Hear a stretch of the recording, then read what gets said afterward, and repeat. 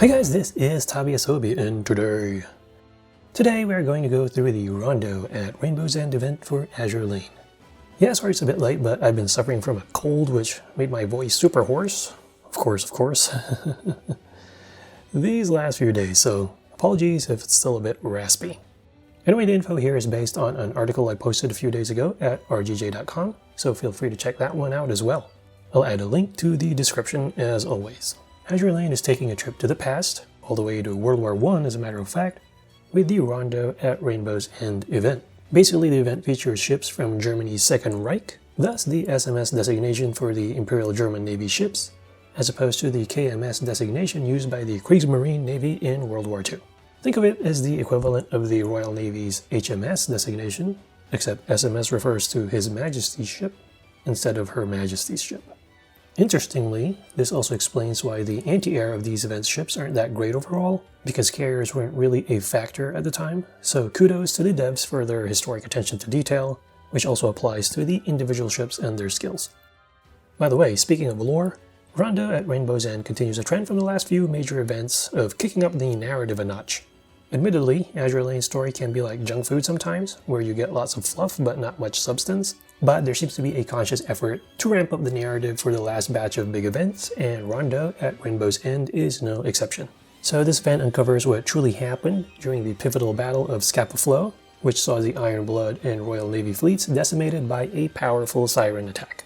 The officially reported version of events was that the Iron Blood tried to capture a siren, failed miserably, and then led the enemy into the Royal Navy stronghold of Scapa Flow while retreating. This then triggers an impromptu battle where both fleets ultimately get wiped out by the sirens. Then again, it turns out there's more to this story, and it sets up what has to be one of the best narrative arcs in the game to date. It starts out with a pretty cool revelation of the 5 new, well, old actually, but technically new World War I era ships: Emden, Lutzow, Seydlitz, Elbing, Thuringen, and Yorck. And then it's followed by a big revelation and a pretty epic battle at the end. So I won't spoil the key parts, but if you're one of those players who values lore, the story is arguably the best part of this event. Now let's get to what most folks are likely interested in, which are the ships. Yeah, so the event comes with 6 new SMS ships, plus 1 KMS ship if you count little Prinz Eugen. So the construction-only ships for this event would be Emden, Lutzow, Elbing, and Yorck. And then Seydlitz you can also get via construction, but the chances are super low.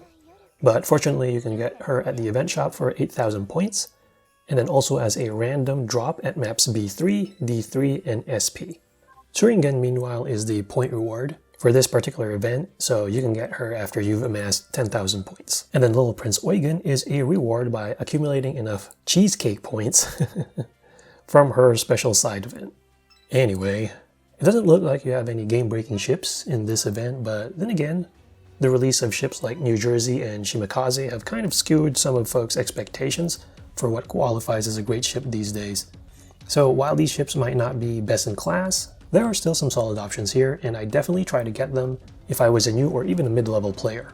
These ships also have good synergy with each other, as well as other Ironblood ships, so if you like running Ironblood fleets, it might be a good idea to get them, especially Emden for her buff. Some ships also have some pretty interesting mechanics, and so folks who've watched my Azure Lane videos in the past know that I quite like ships with new or different mechanics, even if they aren't exactly the top of the tier. And so that's the reason why I have leveled up ships like Baron, for example, just because I find them fun. I mean, heck, I'm leveling up Grozny right now, all because of her Piroshki skin. I mean, look at it. How could you not like it? I mean, Grozny on a bear is almost just as good as what's her name from the Gridman event on a kaiju. Speaking of fun, you can actually run a full SMS fleet for giggles, since they have 3 backliners and then 3 vanguard ships. While their anti-air is pretty much horrible, the fact that you can equip extra guns in lieu of anti-air guns makes them pretty fun in stages where enemy aircraft aren't much of a threat. Yeah, so just, unlock their all-out assault attacks for the vanguard and then get ready for plenty of daka daka daka. Personally, I always try to get every ship in an event if I can, and thankfully I'm at a point where I've played the game long enough that I have a pretty decent cube stockpile. Part of that is because you never really know if a ship that initially looks underwhelming ends up actually being good later on, or if, say, a lower rarity ship gets a nice retrofit, like Pamiat for example. And then it's always good to get extra Ironblood ships for fleet tech later on, which they'll hopefully level up sooner rather than later for the German ships. Otherwise, if you prioritize the absolute top tier ships or want to save cubes for the next UR event, you can just hold off and maybe wait for the rerun in a year or two.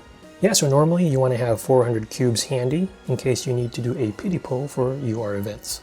Also note that pretty much every ship in Azure Lane is actually usable, so it's just a matter of whether you want your job to be easier or not. On that note, let's go. So for our first ship, prepare for trouble and make it double. Yeah, first is the ship that's getting double the attention, literally and figuratively, thanks to having 2 avatars as opposed to just 1. That would be the super rare light cruiser Emden. First, let's look at some key stats. So with 3,805 HP, Emden ranks about 40th or so, out of just a little over 120 light cruisers. This places Emden at the top third of ships for the stat, so not the top of the top, but above average for sure. And then her firepower is 159, so it's similar to Dido, and places her at the middle of the pack for her class. Torpedo-wise, her stat is 293, which ranks about 35th, so once again this places her within the top third of light cruisers and is about the same as Kinu.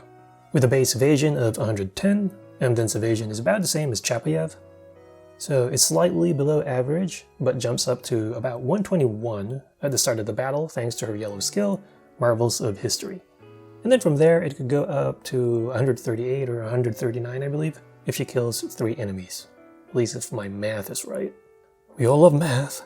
So that essentially matches the base evasion for Emile Bertin, who has the highest base evasion stat for light cruisers. Of course, stats really don't tell the whole picture, so let's look at the ship in context with everything else. Here are some of the key things to note about Emden. Number 1. Emden is actually a faction buffer. So Emden has great synergy with other Ironblood ships thanks to her yellow Marvels of History skill. More specifically, she buffs the firepower of all Ironblood ships in the fleet by 10% 5 seconds after the battle starts, which is a nice boost. This is done in exchange for lowering their HP by 11 points, which is pretty much practically nothing. By the way, I tested Emden with FDG, and Elden's HP reduction from her yellow skill actually triggers FGD's defensive barrage, so that's pretty neat. Anyway, her buff means that Emden works really well with battleships like FDG and Ulrich von Hutten, as well as frontliners like Edgar and firepower-based Ironblood vanguards like Prinz Heinrich and Z23. And then on top of that, Emden can also debuff her enemies. So Emden's red skill, Do It of Alternation, lets her fire a special barrage every 20 seconds that slows down any enemies that get hit by 30% for 5 seconds. This has nice synergy with other ships that can reduce the speed of enemies either via stacking or by applying a new slow just as a previous slow wears off. This also includes other Ironblood ships such as Ulrich von Hutten or August von Percival. Also, when Emden is sortied as the only ship in your front line, she is not affected by the out of ammo debuff. That means she can function pretty well as a solo mob vanguard. Emden can also use a destroyer gun as her main gun. In fact, she doesn't even have the option to use a light cruiser gun in her first slot, but this is actually good since this increases her DPS and then she can proc her all-out assault more frequently. Emden is also versatile and can focus on either offense or survivability. Yeah, so for her second slot, Emden can pick between using a light cruiser gun or a destroyer gun thanks to her red Do It of Alternation skill. If you need a more offensive setup, equipping a light cruiser gun boosts the efficiency of her main and secondary guns by 25%. This brings her main gun efficiency up to 145% and her secondary gun efficiency up to 100%. And then if you want more survivability, equipping a destroyer gun in her second slot will instead deploy a shield every 10 seconds. The shield can block 5 shots or last for 5 seconds before breaking. And then once it breaks, Emden fires a special barrage and recovers 15% of the damage that barrage inflicts as health. On top of that, Emden can also load both her torpedoes at once. So Emden gains a second torpedo salvo after her second limit break for added damage, and then once she's at max limit break, Emden also gains the ability to load both torpedoes at once for nice burst damage. Now, while Emden can equip 2 guns and torpedoes, she does not have an AA gun slot. This means her AA is pretty bad, making her not a good ship to bring in World 12 and World 13. In exchange, she gains extra firepower against enemy surface ships, which makes her great in maps with less or no airplanes. Her evasion is also good for a light cruiser, which potentially makes her an option for World 14. Now, Emden per se doesn't have Ironblood skills, but she does have SMS skills. Yeah, so all in all, Emden is a pretty solid ship that gets even better when sortied within an Iron Blood fleet. Now as far as German ships go, her main competition would be someone like Mainz, and Mainz would actually be the stronger ship straight up. I mean, she better be, since she's a PR3 ship that takes a while to pretty much get to the optimum level as far as performance, but anyway, so if you have to choose between both for a mixed fleet, then yeah, go ahead with Mainz. However, if you're using a full Iron Blood fleet, then the firepower buff that Emden provides for the entire fleet actually exceeds the benefit that Mainz herself brings in from an offensive standpoint. So yeah, in a full German fleet, I'd say that Emden goes up a tier. Up next is another super rare ship, the battlecruiser Lutzow. So Lutzow is a barrage-based battleship and can only be acquired via event construction. Once again, let's look at some key stats for battleships. With 7,803 HP, Lutzow has the same health as Yamashiro Meta, putting her in the middle of the pack at 48th among the game's 90+ battleships. Lutzow also has a base firepower stat of 395, which would be below average at 58th and about the same as Fuso Meta. However, she does get a 10% boost to firepower from her red skill, Bravery at Skagerrak, which takes her closer to the middle of the pack. And then when she takes down 3 enemies, her yellow skill, the Hunt is On, grants an additional 15% firepower increase, which brings her up to about 420 or so, which would be slightly above average, though still not upper tier. Note that her Marvels of History skill lets her share credit for a kill by another ship if it occurs within 5 seconds of Lutzow hitting the enemy. Accuracy, meanwhile, is below average at 68. Then again, while having the same accuracy as the non-meta versions of the Ugly Sisters, Gneisenau and Scharnhorst sounds bad, keep in mind that it's the same as Monarch and just 1 point below Ulrich von Hutten, and both of those are good ships, so stats aren't everything. Her yellow skill also boosts her accuracy by 15% after 3 kills, which bumps it to about 78. That's the same as Savitskaya Belorussia, and puts her among the upper echelon for SR ships as far as that stat is concerned. And then Reload is actually one of Lutzow's better stats, and works well with her being a barrage battleship. Her base reload of 166 is tied for 14th with battleships like Georgia and meta versions of the Ugly Sisters. It actually goes up to 190 or so after sinking 3 foes, which would actually be higher than Champagne's and Ulrich von Hutten's base reload, although those two still come out on top once their reload bonuses are factored in as well. Anyway, here are my observations about Lutzow. Number 1 is that she can debuff enemies. Her Marvels of History skill lets her decrease the accuracy and firepower of an enemy by 10% for 3 seconds if she hits them, provided she's using either an AP or SAP gun. And then after those 3 seconds are over, she also has a chance to inflict 3,000 damage on said enemy. Just note that using an AP gun means that she won't be as good against light armor foes. Lutzow can also equip a destroyer gun in her secondary slot. Also, while Lutzow can use a light cruiser gun, which is good against suicide boats, just like other battleships as her secondary armament, she can also swap that out for a destroyer gun instead. So this allows for more frequent firing and better DPS over time. This also raises her chances of hitting an enemy before they sink, which counts as her sinking the enemy too. Remember that sinking up to 3 enemies allows her to get a 15% increase to firepower, accuracy, and reload. Her second slot also has a pretty high affinity at 170%. And then on top of being able to equip an AA gun for her third weapon slot, she can actually switch that out for another destroyer gun as well. This helps provide added flexibility depending on whether your map is plane heavy or not. This also makes up a bit for her having only 2 guns in her second slot instead of 3, like the top class battleships do, since the third slot can act like a surface gun slot instead of an anti-air slot if you wish. Though just note that the affinity for that slot is only 70%. Also, while Lutzow doesn't have any Iron Blood related skills, she actually does have SMS related skills. So unfortunately that means that she doesn't have any skills that kind of buffs or synergizes with other Iron Blood ships. However, her Marvels of History skill means that you can make her the flagship in order to trigger Seydlitz's own Marvels of History skill.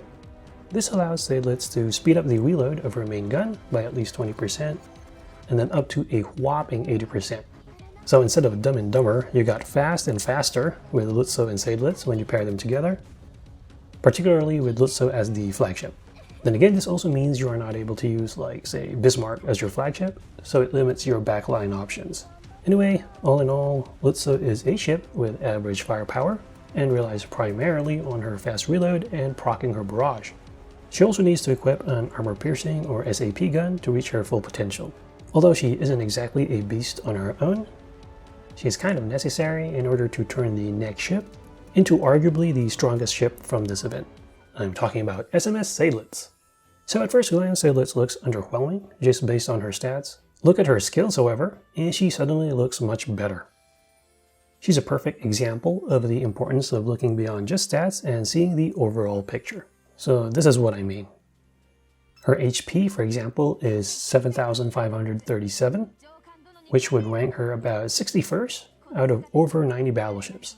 So her HP is actually more in line with elite battleships as opposed to super rare ones. And then firepower is at 389, which ranks 68th, placing her within the bottom third of all battleships. And then accuracy is 69, which is about 64th. And then reload is 151, which ties her at 57th with the likes of Colorado, Nelson, and Gangut. However, although Seydlitz appears to have poor survivability and lackluster stats, this all changes thanks to her skills. So what am I talking about here? Number one, she actually gets stronger when sortied with Ironblood ships. So if her fleet has 2 Ironblood ships, her firepower and reload stats jump up by 18% thanks to her red skill Iron-Willed Leader.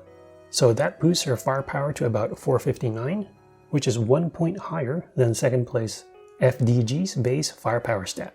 So only Champagne would actually have a higher base firepower stat.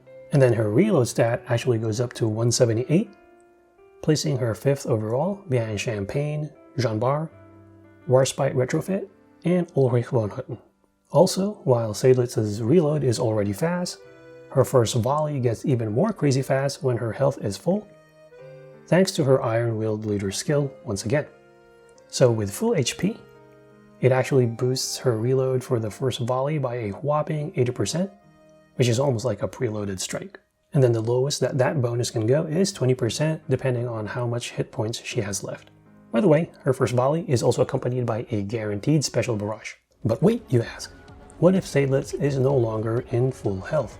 Well, when she's placed in the off-flag position and sortied with a flagship that has the skill Marvels of History, which is exclusive to SMS ships, the loading time for her first strike gets another significant boost due to her yellow skill.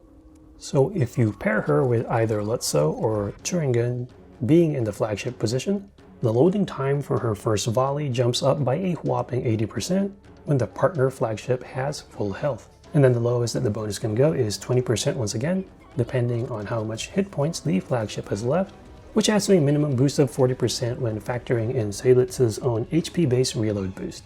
On top of that, Seydlitz can also tank for your backline ships. That's because her red skill Iron-Willed Leader also lets her take 60% of the damage inflicted on other backline ships in her fleet. But wait, you ask once again, what about Seydlitz's poor health stat? Well, the good news is that Iron-Willed Leader also reduces the damage she tanks for allied backliners by 20%. That's actually equivalent to almost making her HP being closer to about 9,000. Unfortunately for you Vegeta fans, it's not over 9,000, but that's good enough. And I say that because only FDG, New Jersey, and Ulrich have base health that's higher than that. Of course, even with the added damage reduction, even Seydlitz will eventually fall to a sustained attack to her back line. That's where her blue skill, Unsinkable Legend, comes in. So should Seydlitz receive fatal damage, she will recover 20% of her max HP, and then essentially become invincible for 10 seconds. It's like a shorter version of Hiryu's popular Final Counter skill for PvP, except it adds HP recovery on top of it. But that's not all. The more of her remaining HP is left, the higher her damage, which gets a boost of up to 20%. And then the lower her remaining HP, the tankier she also gets, and she reduces her damage by up to 20%. Just note that her damage reduction from her Iron-Willed Leader skill is no longer active once Unsinkable Legend activates. So all in all, Seydlitz is probably the most exciting ship in this event, especially from a mechanics standpoint. So I'm looking forward to seeing what impact she will have on the PvP meta, which I think saw its last major shift with the addition of Aquila, Duca, Veneto, and Anchorage. So maybe we'll see a new viable PvP fleet based on her being paired with certain SMS ships, some of whom can inflict various buffs and debuffs, like Emden, for example, having that speed debuff, while Thuringen debuffs evasion. And then Emden also boosts firepower, while Thuringen makes enemies take more damage, so we'll see how that combination goes. Okay, now let's get to the event's purple ships. On that note, I'd say that Thuringen is arguably the best purple ship from this event. With just 6,400 HP, Thuringen's health is actually among the bottom for battleships, and then her firepower of 398 is just short of average. That being said, her most notable skills include her barrage's ability to debuff enemies with an 8% reduction in evasion, and then make them take 12% more damage from Ironblood ships for 10 seconds, which can be useful against bosses. Think of it as the Ironblood exclusive version of Duke of York's more universal 12% debuff that lasts for about 8 seconds. Thuringen also has a 70% chance to fire a barrage every time she fires her main guns. Also, equipping an Ironblood weapon on her secondary slot gives her a 70% chance to fire a follow-up attack with a 10-second cooldown. She can choose to equip either a light cruiser gun or a destroyer gun in her second slot, which has a nice efficiency of 200%. She can also choose to equip either an AA gun or a destroyer gun in her third slot, but the efficiency is only 70%. Granted, her debuffs likely won't make up the difference from just slotting a more powerful ship in her slot. Instead, her main purpose, other than forming a full SMS fleet, is to pair with Seydlitz in case you're unable to pull Lutzow from the event construction pool and want to ensure that Seydlitz's yellow skill gets fully activated. Next up, we have the reverse jinxer of the SMS fleet, Elbing. So Elbing has average health and average torpedo stats, plus very poor firepower. Her base evasion, however, is above average and can go even higher thanks to her yellow skill, I won't hit anyway. That's like me in Team Deathmatch for any first-person shooter these days. It's like even when I see them, before they see me, it's like I can't hit them all the time. Anyway, once she gets the 15% boost from the I won't hit anyway skill, Elbing shoots up all the way to second behind Emile Berton for evasion among light cruisers. The skill also provides her a firepower boost, but the result is still below average. And then if you pair her with Emden and add Emden's buff, her firepower becomes middle of the pack. Elbing's yellow skill also makes her anti-air stat above average, which is like a rarity among SMS ships. Her Marvels of History skill also lets her reduce the damage she receives from torpedoes by 15%. And then if you pair that with a purple anti-torpedo bulge, then you're looking at cutting your torpedo damage by nearly half for Elbing. The skill also lets her fire a barrage every time she fires a torpedo. That barrage uses incendiary HE ammo, which is good against light armor enemies if enemies are nearby. And then if they're far away, it actually switches to piercing AP ammo, which is good against medium and heavy armor.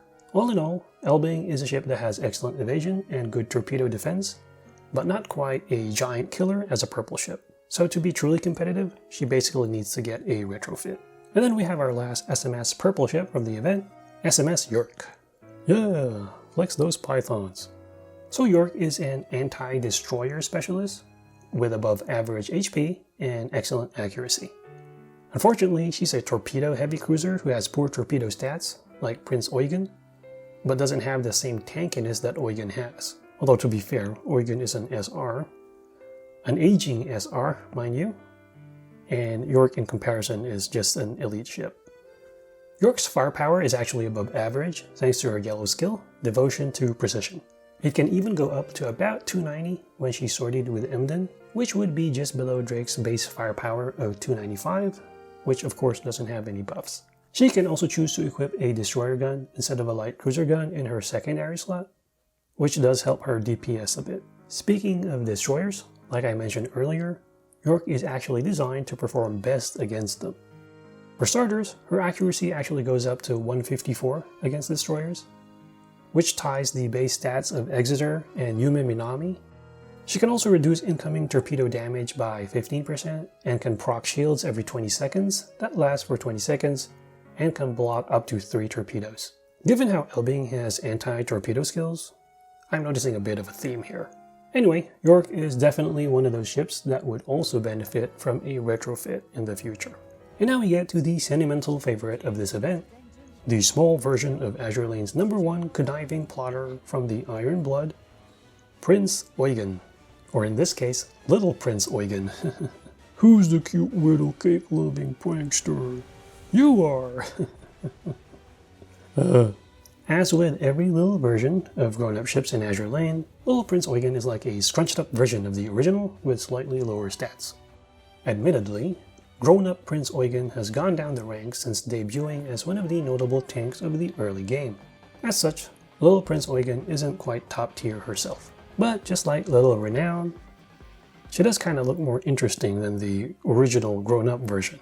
I'm especially excited about little Prince Eugen as far as what she could potentially mean for a prospective retrofit of Prince Eugen in the future. For example, while little Prince Eugen's shields, more shields skill takes longer to proc at 30 seconds, compared to 20 seconds for grown-up Eugen's unbreakable shield, it actually generates 3 different types of shields instead of just 1. This includes a blue shield that blocks enemy shots, a purple shield that blocks torpedoes, and a red shield that damages foes just like Rune Muse's shield. I can already picture little Prince Eugen teaming up with Glowworm for some ramming shenanigans. Anyway, should Prince Eugen ever get a UR retrofit, I can imagine her having an upgraded version of this skill, hopefully with a shorter spawn time in between. As a longtime player who wants to see older SR ships get a great update just like you Dachi did, this is quite the exciting prospect. In the meantime, little Prince Eugen, while not a top tier ship, is still solid for a purple ship and looks fun to boot. Sometimes, you just gotta ignore the tier lists and use the ships you like just cuz. Okay, now let's go over the map drops for this event. Fortunately, unless you're a new player, the drops for the Rondo at Rainbow's End event aren't really that great. All the gold gear drops you get from this event have better alternatives, which you will likely already have if you've played the game for some time and reached the appropriate level to play these maps. Overall, I'd recommend farming the D3 map for high-level players, and then B3 for newcomers for 2 reasons. One is a chance to get the battlecruiser Seydlitz as a drop if you want to save 8,000 points at the event shop, or gold bullets for limit breaking her. Yeah, like I bought her at the shop for 8,000, and then she immediately drops the next time I play D3. And then for higher level players, the other reason you want to farm D3 is for leveling up ships. See, the D3 map actually has an oil cap, so it's a great way to level up several ships and earn gold while trying to get Seydlitz as well. Now, as far as drops, the best one is probably the G7E homing torpedo from map D3. This gear is basically not as good as the bitter torpedoes from the gear lab, but if you happen to not have 6 bitters for your first submarine fleet, then these are great torpedoes to have as an alternative. They're also great if you want to gear up your secondary submarine fleet and want to save up your bitters for your first fleet. And then map D2 has the improved sonar auxiliary, which really isn't worth farming. D1 has the twin 381mm hood gun for battleships, which actually used to be one of the best barrage guns in the past, but is kind of just okay now. So high-level players at this point will have access to better options. And then map C3 has the Messerschmitt fighter plane, which really isn't worth going through the trouble of blueprint farming as well. C2 has the twin 410mm confetti gun, which is just a bad gun all around due to its horrible spread. It's a shame, really, since its lower ranked purple version is actually one of the best beginner guns in the game for barrage-based battleships. This one, though, kind of just like tickles you. Well, tickles the enemy. Tickle, tickle. And then map C1 has just a bunch of purple gear that you'll be swimming in eventually, if not already. And then as far as map B3, this is actually a low-level map. So maps A1 to B3 actually give triple bonus event points the first time you clear them each day. So they can be worth doing once a day for that reason. So as mentioned earlier, B3 is a good map for beginners to farm for Seydlitz. And then it also drops the purple version, not the gold version, of the G7E homing torpedo, which is good for beginners. B2 has nothing really noteworthy here, so just clear it once a day for the bonus event points. And then B1 actually drops the purple fire control radar and the purple triple 406mm Mk6 HE battleship gun. And so the radar is great for beginners and mid-level players, while the battleship gun is actually one of the best guns for shelling-based battleships in the game, and it continues to remain viable even during high-level and endgame play. So if you're a new player, a shelling-based battleship basically fires its barrage at a set time, so like maybe 20 seconds. And so because of that, you'll want to equip the highest damaging gun that you can, regardless of the gun's reload time. And then for map A3, it drops the purple aviation tank as well as the purple steam catapult, which are useful for new players as far as boosting the aviation stat of their carriers. By the way, the aviation tank also boosts HP. And then map A2 drops the purple version of the twin 410mm battleship gun. So unlike the gold confetti gun, this one is actually one of the best beginner guns for barrage-based battleships. And so unlike shelling-based battleships, if you're a new player, barrage battleships fire their barrage right as their main gun shoots, so you'll want to use guns with faster reload times instead. And then the first map, map A1, drops the blue tier Navy camouflage, which is like the poor man's washing machine ox for increased evasion. So I just do this map once a day for the bonus event points. And then as far as the event's milestone rewards, these are basically rewards that you get for free, depending on the number of event points that you accumulate, either from event map battles or event missions. So these resources include skill books, cog chips, retrofit blueprints, VR blueprints, and then of course a special event ship. So it's always worth going through these rewards. The question is, how many points should you aim for? So getting the max 100,000 is only for hardcore grinders and basically has diminishing returns as you get towards the higher end. So I just try to accumulate as many points as is reasonable for you based on your time constraints. So the minimum I would go for would be 10,000 points, which is what you need to get the first copy of Thuringen. Getting to this point also means you accumulate about 1,400 cog chips, which you can use for awakening ships. And then the next milestone to look for is 15,000, which gets you one special general blueprint that you can use on any PR or DR ship. And then if you happen to get to this point, that also includes 500 cog chips, which you get when you first hit 12,000 points. And then at 25,000, you get 2 more special general blueprints. And then at 30,000, you get 500 more cog chips. And then 50,000 is when you get 2 more special general blueprints. And that's probably the highest I'd go. And then after that, the rest of the stuff isn't really that important. And then one thing to note about event points, if you're a new player, is that it also happens to match the amount of event currency that you earn for the event shop. And so for this event, the currency is called Shattered Crest. Anyway, the event shop for this event is pretty basic and does not include any new gear, unfortunately. It does include special event gear skin boxes, which cost 2,000 per box and can be bought up to 10 times if you happen to like gear skins. So this gear have a haunted vampire castle theme, like so.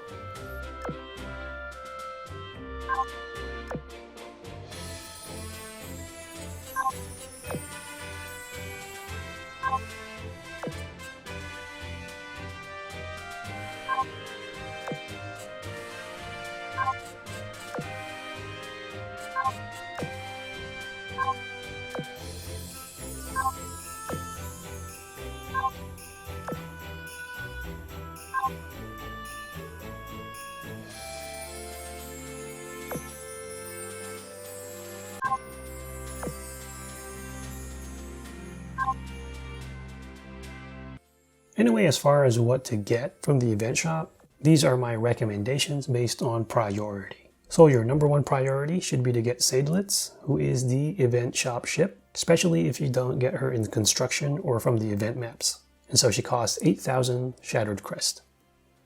After that, your next priority should be the cognitive arrays. So these are used to awaken ships past level 120, so they can reach level 125.